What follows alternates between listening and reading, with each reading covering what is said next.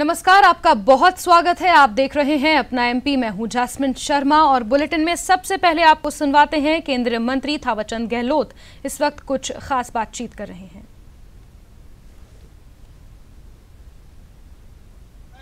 आज देश में अनुसूचित जाति, जनजाति, पिछड़ा वर्ग और माइनॉरिटी की अगर स्थिति दूसरों की तुलना में कमजोर है तो उसके लिए कांग्रेस जिम्मेदार है, एकमात्र कांग्रेस जिम्मेदार है। मैं चाहूंगा कि कांग्रेस के राष्ट्रीय अध्यक्ष इन बातों का जवाब दे कि हमने ये किया है, आपने क्या किया है, जरा करके बताएं। जो किया है वो बताएं। कुल मिलाकर के अनुसूचित जाति, जनजाति वर्ग के लोगों को उकसा करके, भड़का करके राजनीतिक लाभ लेने की जो कोशिश है ये उचित नहीं है। शायद आने वाले चुनाव को दृष्टिगत रखते हुए इस प्रकार का वातावरण बनाने का वो प्रयास कर रहे हैं। फूट डालो, राज करो, अनुसूचित जाति, जनजाति वर्ग के लोगों को दूसरे वर्ग वालों से लड़ाओ भिड़ाओ और अल्पसंख्यक वर्ग के लोगों को तीसरे वर्ग के लोगों से लड़ाओ भिड़ाओ। इस प्रकार की जो सोच उनकी पहले से रही है, आज भी शायद वो उसी लाइन पर है। मैं अपील करना चाहूंगा विरोध पक्ष के लोगों से कि नकारात्मक भूमिका निभाने की बजाय सकारात्मक विरोध पक्ष की भूमिका निभाएं। इस देश को गौरवशाली स्थान पर पहुंचाने में जन कल्याणकारी योजनाएं जो नरेंद्र मोदी जी की सरकार ने बनाई है उस पर अमल करने में सहयोग दें। सिर्फ एक बात आपको ऐड करनी है, नोट कर लें, ये देश में जाना बहुत जरूरी है। जो भी मित्र थावरचंद जी ने बताया, 2016 में जो कानून बना है हमने क्या बदलाव किया है।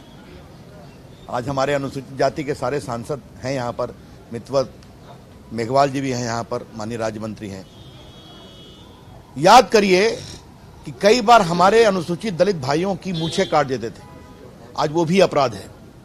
कई बार गले में जूतों की माला पहनाया करते थे, आज वो भी अपराध है। कई बार मुंह काला करते थे, वो भी अपराध है। कई बार उनको पानी पीने से रोका करते थे, वो भी अपराध है। और कई बार हमारी आदिवासी बहनों को वो जो एक देवदासी कह के बुलाया करते थे, वो भी अपराध है। गुड़चड़ी को भी अपराध बनाया। आप हमें ये बताइए, रोकने पर कांग्रेस की सरकार 10 साल थी, कभी ने उसकी चिंता की क्या? जब अनुभव में आया कि अपराध और अमानवीय आचरण के ये सारे मामले सामने आ रहे हैं तो इनको भी बनाया। जो पदाधिकारी इंप्लीमेंट ठीक से नहीं करते थे उनकी जवाबदारी तय होगी। और मुआवजा भी 50,000 से बढ़ाकर 8 लाख रुपए किया, गंभीरता को देखते हुए। तो ये नरेंद्र मोदी की सरकार की समझदारी है हमारे दलित, अनुसूचित और जनजाति और भाइयों के और बहनों को कि आपको हम क्या सम्मान देते हैं। कांग्रेस पार्टी हमसे सवाल पूछती है, अपनी गिरेबान में झांक कर देखें। Thank you. चलिए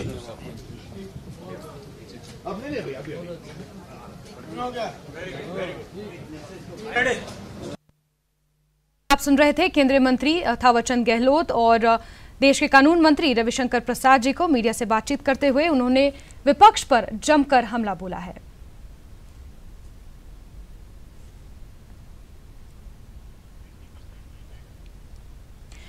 लोकसभा में भारत बंद के दौरान हुए हिंसा पर बोलते हुए गृहमंत्री राजनाथ सिंह ने कहा कि भारत बंद के दौरान हुई हिंसा में 8 लोगों की मौत हुई है। मध्य प्रदेश में 6 लोगों की, राजस्थान, यूपी में 1-1 लोगों की मौत हुई है। इसके साथ ही राजनाथ सिंह ने लापरवाही बरतने वाले अफसरों पर भी कड़ी कार्रवाई की बात कही है। सुप्रीम कोर्ट के SC/ST एक्ट पर दिए फैसले के बाद देश में 10 लोगों की मौत हुई और मध्य प्रदेश में यह आंकड़ा सबसे ज्यादा 8 तक पहुंचा। कई लोग घायल हुए जिन्हें इस तरह के आंदोलन से कोई मतलब नहीं था। यानी कि एक आम आदमी परेशान हुआ, करोड़ों का व्यापार प्रभावित हुआ। सरकार रिव्यू पिटीशन लगा रही है तो बैठकों का दौर जारी है। बंद के साइड इफेक्ट की कुछ तस्वीरें आपकी टीवी स्क्रीन पर हैं। ग्वालियर और मुरैना में आज भी कर्फ्यू जारी है। आम आदमी परेशान हो रहा है। स्कूल कॉलेज बंद हैं, बच्चों की पढ़ाई प्रभावित हो रही है। इंटरनेट सेवाएं भी बंद कर दी गई हैं। तो वहीं कई ट्रेनें लेट से चल रही हैं जिससे यात्रियों को परेशानी हो रही है। मुरैना के उत्तमपुरा में आज फिर से फायरिंग हुई जिसके जवाब में पुलिस ने भी फायरिंग की। पुलिस ने हालातों पर काबू पा लिया है। मौके पर भारी पुलिस बल भी तैनात किया गया है। तो भिंड के गोहद में उपद्रवियों ने मंत्री लाल सिंह आर्य के बंगले पर पथराव कर दिया। कर्फ्यू लगे होने के बावजूद भी जो SC/ST बाहुल्य इलाका है उत्तमपुरा, उसमें हवाई फायर और पथराव की घटना सामने आई है। हालांकि पुलिस ने जवाबी कार्रवाई करते हुए जो हवाई फायर किए उसमें उसके बाद स्थिति कंट्रोल में हो गई और कुछ उपद्रवियों को भी पुलिस ने पकड़ा है, जिनसे पूछताछ की जा रही है। उनको कोतवाली थाना लाया गया है। और अभी कर्फ्यू में फिलहाल किसी भी तरह की कोई छूट नहीं दी गई है। SDM उमेश चंद्र हैं, उन्होंने मीडिया कर्मियों को कवरेज करने से रोका है और उनसे कर्फ्यू के पास मांगे हैं कवरेज के लिए। लेकिन अगर देखा जाए तो 24 घंटे से भी अधिक कर्फ्यू को हो गए हैं, उसके बावजूद भी प्रशासन द्वारा कोई जो पासेज हैं वो इशू नहीं किए गए। तो कहीं ना कहीं ये प्रशासन का फेलवर सिस्टम सामने आ रहा है। जो प्रशासन कल हिंसा रोक पाने में नाकाम रहा, वो अब मीडिया को कवरेज करने से रोक रहा है। Dushyant Sikarwar, news 18 MP Morena. और भिंड से संवाददाता अनिल शर्मा इस वक्त हमारे साथ लाइव बने हुए हैं। अनिल, बताएं क्या कुछ ज्यादा अपडेट है भिंड में इस वक्त? जिले में शांति है। सुबह घटना गोहद में जब पथराव हुआ था, हिंदू संगठन के लोगों ने जुलूस निकाला था, उस समय दलित लोगों के द्वारा पथराव कर दिया गया। फिर दोनों तरफ से जमकर पथराव हुआ। बाद में हिंदू संगठन के लोगों द्वारा लाल सिंह के मकान बंगले पर पथराव किया गया। उसके बाद रैपिड एक्शन कंपनी वहां गोहद में भेजी गई। उसके बाद स्थिति कंट्रोल में की गई है। बिल्कुल। और अनिल, आप बने रहिए हमारे साथ। दुष्यंत सिकरवार संवाददाता मुरैना से भी हमारे साथ इस वक्त फोन लाइन पर मौजूद हैं। दुष्यंत, बताएं मुरैना में क्या हालात हैं इस वक्त? जाफिन, अभी हालात कंट्रोल में है, लेकिन जो उत्तमपुरा इलाका है वहाँ स्थिति अभी भी तनावपूर्ण है। हालांकि जो पुलिस फोर्स है, प्रशासनिक अधिकारी हैं, उनका वहां पर अधिक ध्यान है, फोकस है। तो स्थिति अभी नियंत्रण में है और अभी कर्फ्यू में किसी भी तरह की कोई ढील नहीं दी गई है। और कलेक्टर का भी सोचना है कि अभी जब तक शांति नहीं हो जाती पूरी तरह से, तब तक कर्फ्यू में कोई भी ढील नहीं दी जाएगी। सभी से घरों में रहने की अपील की जा रही है, अनाउंसमेंट किया जा रहा है। और जो उत्तमपुरा इलाके में सुबह पथराव और फायरिंग पुलिस से हुई थी, उसमें पुलिस ने कुछ लोगों को पकड़ा है। लगभग आधा सैकड़ा के करीब लोगों को पकड़कर उपद्रवियों को पुलिस ने बल प्रयोग कर उनको थाने में बंद किया है, उनको राउंड अप किया है और उनसे पूछताछ की जा रही है कि उनके और साथी कौन कौन है। 1000 लोगों पर पहले ही पुलिस FIR कर चुकी है। उनके राजनेताओं से बात की जा रही है और जितने भी उस इलाके में शस्त्र लाइसेंस थे वो तत्काल निलंबित कर दिए गए हैं। 2 पार्षद हैं, उनको बिल्कुल दुष्यंत, तो कुल मिलाकर हम ये कह सकते हैं कि हालात नियंत्रण में है, लेकिन तनावपूर्ण स्थिति अभी भी बनी हुई है। इसके चलते कर्फ्यू में बिल्कुल भी ढील नहीं दी जा रही है। अनिल, आपका बहुत बहुत धन्यवाद इस तमाम जानकारी के लिए। दुष्यंत, आपका भी बहुत बहुत धन्यवाद इस तमाम जानकारी के लिए।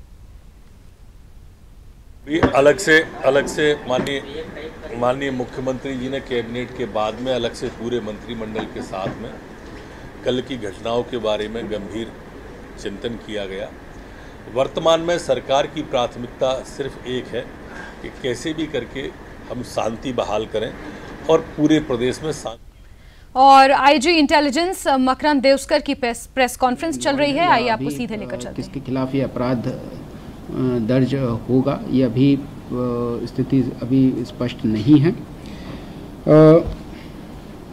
मृतकों के जो ग्वालियर ज़िले में मृतकों के अंतिम संस्कार शांतिपूर्ण तरीके से संपन्न हो चुके हैं। भिंड में एक व्यक्ति का भिंड और मुरैना में अंतिम संस्कार अभी मुरैना में अंतिम संस्कार श्री पाठक का हो चुका है। अंतिम संस्कार भिंड में अभी कुछ ही देर में अभी संपन्न हो सकेंगे। वर्तमान में आज गोहद में कुछ व्यक्तियों के द्वारा प्रतिबंधात्मक आदेशों को तोड़ करके जुलूस निकालने का प्रयास हुआ था, जिस पर से वहाँ पर मौजूद पुलिस बल के द्वारा खदेड़ा गया है। मुरैना में व भिंड में अभी वर्तमान में शांति है। सर, मंत्री के बंगले पे कोई पथराव वगैरह की खबर आ रही थी? मैं जो बता रहा हूँ गोहद की ही घटना है।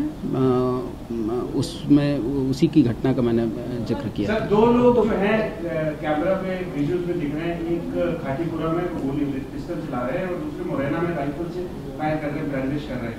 उन लोगों को क्या आइडेंटिफाई कर लिया गया है और उनकी खिलाफ कोई कार्रवाई? देखिए, अभी वहाँ पर पुलिस अभी विवेचना उस बिंदु पे जो भी उसने की है, अभी उसके डिटेल्स अभी मेरे पास नहीं है, क्योंकि अभी वहाँ पर पुलिस प्रोहिबिटरी ऑर्डर्स को ही इम्पोज करने में अभी व्यस्त है, तो इसलिए अभी उस व्यक्ति की आइडेंटिटी के बारे में मैं टिप्पणी नहीं कर पाऊंगा। सर, एक भिंड में जी हाँ, ये उसमें अभी एक 307 का अपराध दर्ज हुआ है।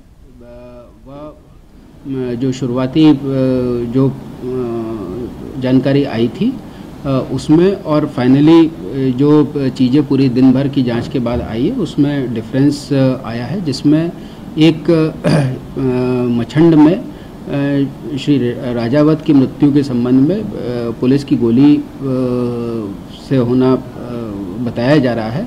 उस संबंध में अपराध एक दर्ज किया गया है जो अभी विवेचना में है। अभी डिटेल्ड पोस्टमार्टम रिपोर्ट अभी उसमें अवेटेड है। अभी उसमें एक 307 का अपराध दर्ज हुआ है। अभी उसमें पोस्टमार्टम रिपोर्ट जो है वो अभी अवेटेड है। अभी सर, इसमें सिपाही का नाम आ रहा था, विक्रम गोरे का भी सिपाही था। अभी दो सिपाहियों के नाम सामने के संबंध में शिकायत अभी की गई है। अभी ये पूरा प्रकरण विवेचना में ले लिया गया है। सर, मुरैना में जो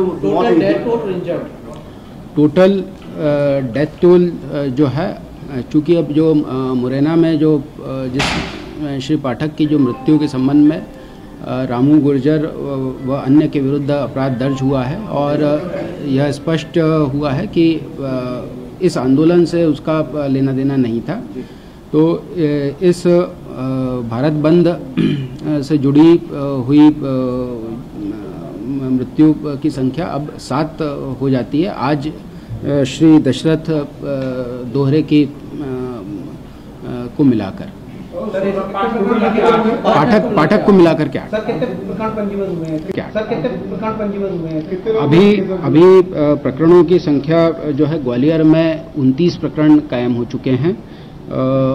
लगभग 50 लोगों को अभी हिरासत में लिया गया है। भिंड और मुरैना ये संख्या, लेकिन अभी इसमें लगातार अभी वृद्धि हो सकती है। भिंड और मुरैना में प्रकरण पंजीबद्ध किए जा रहे हैं। अभी कम से कम 1 दर्जन से अधिक प्रकरण दर्ज हो। कल आपने बताया था कि ये संख्या जो है और बढ़ सकती है, अभी भी क्या और बढ़ सकती है? देखिए, अभी तो अभी ये उम्मीद नहीं है। अभी जहाँ जितने भी इंजर्ड हैं वो अभी लग रहा है कि अभी सभी पुलिस के संज्ञान में आ चुके हैं। अभी उम्मीद नहीं है।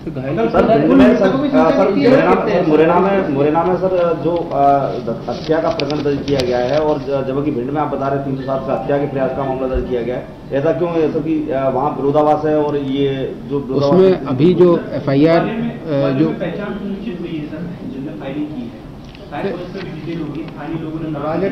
ठीक है, अभी मैं उस पर टिप्पणी मैं नहीं करूंगा, वो विवेचना का पार्ट है। अभी जब तक कन्फर्मेटरी वो नहीं होता है तब तक मेरी तरफ से वो टिप्पणी किया जाना संभव नहीं होगा। अभी ग्वालियर में 29 प्रकरण 29 और भिंड में लगभग 12 से अभी उसकी संख्या और बढ़ेगी। मुरैना में लगभग अभी 10 हैं, लेकिन अभी इसमें भी संख्या बढ़ सकती है। 12 अभी हो चुके हैं अभी, लेकिन इसमें संख्या अभी बढ़ेगी। सागर दतिया में अभी 144 लगी है, अभी जारी है। सर, ये भिंड और मुरैना को लेकर सर जो विरोधाभास आ रहा है 307 और 302 का, सर उसमें जो क्या है इसका? इसमें अभी जो भिंड में जो FIR हुई है वो पुलिस की तरफ से FIR हुई है। बालाघाट में इंटरनेट सेवा बंद की गई है, तो उसको नहीं, बालाघाट में बंद नहीं की गई है, सागर में बंद की गई है। किन जगहों पे बंद है सर, एक बार बताइए। सागर डिवीजन में, चंबल डिवीजन में और ग्वालियर डिवीजन में। सर, ये पूरे स्टेट की बात करें तो कितने जिलों में कर्फ्यू लगा है, कहाँ 144 जा रहा है, ओवरऑल क्या? देखिए, कर्फ्यू का मैंने बता ही दिया है। इसके अतिरिक्त सागर में 144 लगी है, दतिया में 144 लगी थी, बालाघाट में 144 लगी है और डिंडोरी में 144 लगी है।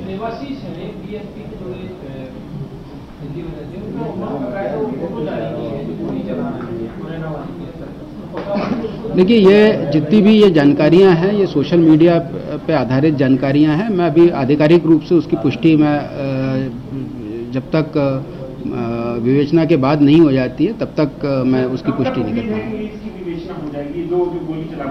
इसमें जो भी है अभी विवेचना जो है, जैसे ही वहाँ की पुलिस लॉ एंड ऑर्डर से फ्री होकर के और गिरफ्तारियां वगैरह शुरू करती है, उसके बाद ही की पाएगी। हथियार कितने नक्सली हैं सर जो प्रकरण दर्ज किए गए? बीजेपी और बीएसपी विधायक की भूमिका भी दर्ज दिख रही है, वीडियोज आए हैं सर। नहीं तो इसमें क्या टिप्पणी चाहते हैं? उनकी भी जांच कर रहे हैं सर, बीजेपी अभी तो ऐसे उनके खिलाफ किसी प्रकार का मामला अभी दर्ज नहीं हुआ है, न किसी ने करवाया है। अभी जो मामले हैं, मैं भिंड, मुरैना, ग्वालियर के बारे में मैं बता रहा हूँ, वहाँ पर अभी कोई इस प्रकार का मामला दर्ज नहीं हुआ। सर, ग्वालियर और भिंड, मुरैना में सर जो प्रकरण दर्ज हुए, देखिए, ये जो है अभी जो 1-to-1 बेसिस पर जो इस टाइप के जो वीडियोस हैं उनका अध्ययन किया जाएगा। अगर उसमें कोई आपत्तिजनक चीज मालूम पड़ती है तो उसमें वैधानिक कार्रवाई की जाएगी। अभी हिरासत में 50 लोग हो चुके हैं।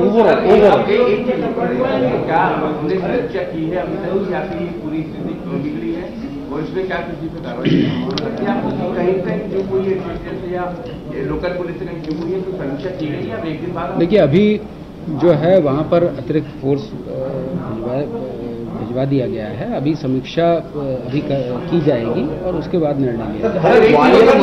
भारत बंद का मैसेज चल रहा है व्हाट्सएप में, 10 तारीख को भी भारत बंद का एक मैसेज व्हाट्सएप में चल रहा है, क्या कर रहा है, इसके लेकर कुछ आउटपुट है आपके पास? इसमें 10 तारीख को एक सोशल मीडिया पर अभी जो मैसेज वायरल हो रहा है उसके बारे में पुलिस अधीक्षकों को सेंसिटाइज किया जा रहा है। इसके अतिरिक्त 14 अप्रैल को जो कार्यक्रम होंगे उसके संबंध में भी सेंसिटाइज किया जाएगा। कहाँ से जनरेट हो रहा है, कौन संगठन कर रहा है? और SC/ST एक्ट में संशोधन के बाद पूरे देश में जो उपद्रव हुआ वो मध्य प्रदेश में भी जमकर देखने को मिला उसका असर, और मौत का आंकड़ा भी मध्य प्रदेश में सबसे ज्यादा था, जिसको लेकर आईजी इंटेलिजेंस मकरंद देउस्कर प्रेस कॉन्फ्रेंस कर रहे थे। और चलिए खबरों का सिलसिला आगे बढ़ाते हैं। 10वीं की गणित की परीक्षा के दोबारा होने पर बन रहा असमंजस अब पूरी तरह से खत्म हो गया है। अब 10वीं की गणित की परीक्षा दोबारा नहीं होगी। ये जानकारी खुद केंद्रीय मानव संसाधन विकास मंत्रालय के सचिव ने अनिल स्वरूप ने दी है। अनिल स्वरूप के अनुसार 10वीं की गणित की परीक्षा दोबारा नहीं होगी। वहीं सोशल मीडिया पर चल रही उस खबर को भी मंत्रालय ने कल ही झूठा बता दिया था, जिसमें 10वीं की गणित की परीक्षा की नई तारीख 30 अप्रैल बताई जा रही थी। और इसी खबर पर ज्यादा जानकारी के लिए संवाददाता राजीव तिवारी इस वक्त फोन लाइन पर मौजूद हैं। बताएं राजीव, जो 10th की जो परीक्षा दोबारा होने वाली थी उसके ऊपर जो असमंजस बना हुआ था वो पूरी तरह से क्लियर हो गया है कि 10वीं की परीक्षा नहीं होगी, और क्या कुछ ज्यादा जानकारी आपके पास है?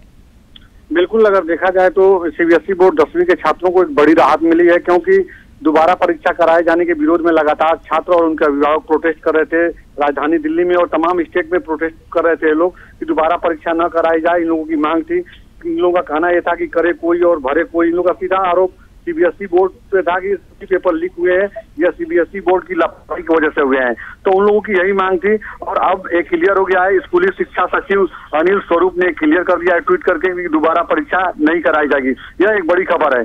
सबसे बड़ी बात यह है कि जिस तरह से लगातार प्रोटेस्ट के बाद तमाम राजनीतिक पार्टियों के नेता इसमें आ गए थे और सपोर्ट करने लगे थे और सरकार के ऊपर एक तरह से दबाव बना रहे थे, इससे सरकार की भी किरकिरी हो रही थी। जी बिल्कुल बिल्कुल राजीव, इस तमाम जानकारी के लिए आपका बहुत बहुत धन्यवाद। तो आपको बता दें कि सीबीएसई की 10वीं की बोर्ड की परीक्षा अब दोबारा नहीं होगी। और वहीं बड़ी खबर मिल रही है भोपाल से, जहां शिवराज कैबिनेट में दलित आंदोलन का मुद्दा उठा है। मुख्यमंत्री शिवराज सिंह चौहान ने मंत्रियों के साथ कई उन्हें आदेश दिए हैं। मुख्यमंत्री ने कहा है कि सभी मंत्री शांति बहाली के लिए काम करें। सरकार की प्राथमिकता शांति बहाली करना है। साथ ही उपद्रव करने वालों के खिलाफ जांच होगी, उनके खिलाफ कार्रवाई होगी, ऐसा मुख्यमंत्री शिवराज सिंह चौहान ने कहा है। और इसी खबर पर ज्यादा जानकारी के लिए संवाददाता शरद श्रीवास्तव इस वक्त हमारे साथ लाइव बने हुए हैं। बताएं शरद, क्या कुछ हुआ इस कैबिनेट मीटिंग में?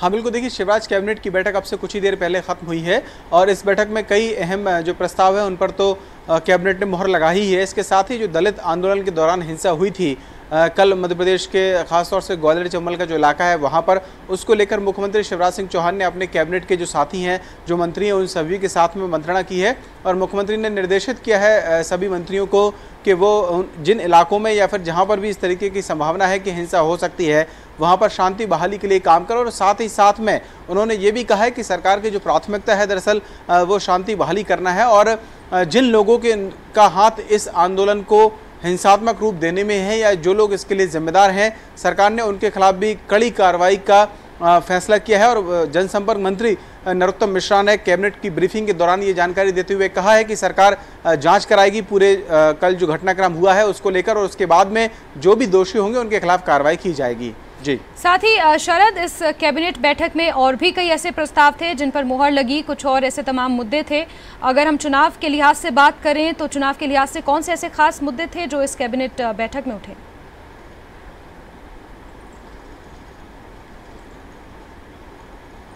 देखिए चुनाव के लिहाज से अगर हम कहें तो कैबिनेट के बाद में मुख्यमंत्री की जो बैठक हो रही है मंत्रियों के साथ में और उसमें जो अधिकारी हैं सभी अलग अलग विभागों के बड़े अधिकारी, उसमें मंथन हो रहा है। लेकिन जहां तक बात कैबिनेट में लिए गए फैसलों की है तो निश्चित तौर पर आज करीब 1 दर्जन ऐसे प्रस्ताव थे जिन पर कैबिनेट में चर्चा हुई थी और कुछ ऐसे अहम प्रस्ताव हैं जिनको लेकर कैबिनेट ने आज मोहर लगाई है। शिवराज कैबिनेट में नई मुकदमा नीति जो 2018 बनी है उस पर अपनी मोहर लगा दी है और अब जो मध्य प्रदेश के अलग अलग विभाग हैं जहां पर जो कानूनी पहलू के तहत जो केस सरकार लड़ती थी उनके लिए नई व्यवस्था इस नई जो प्रबंधन नीति बनाई गई है मुकदमा नीति के तहत उसमें किए गए हैं। इसके तहत अब जितने भी विभाग होंगे उन सभी में एक विधि सलाहकार को रखा जाएगा। इसके साथ ही जिला स्तर और राज्य स्तरीय समितियां भी गठित की जाएंगी। एक बड़ा फैसला इसमें यह लिया गया है कि जो अब तक अगर कोई केस होता था तो वो सीधे विधि विभाग के पास भेजा जाता। मिलाकर ये बैठक काफी अहम रही, जहां SC/ST एक्ट पे जो उपद्रव हुआ उसको लेकर भी कई यहाँ पर आदेश जारी किए गए। साथ ही कई ऐसे अहम प्रस्ताव थे जिन पर चर्चा हुई और कई अहम प्रस्तावों पर फैसला भी लिया गया। इसी के साथ शरद, इस तमाम जानकारी के लिए आपका बहुत बहुत धन्यवाद और फिलहाल अपना MP के संख में फिलहाल के लिए बस इतना ही। दीजिए इजाजत, नमस्कार।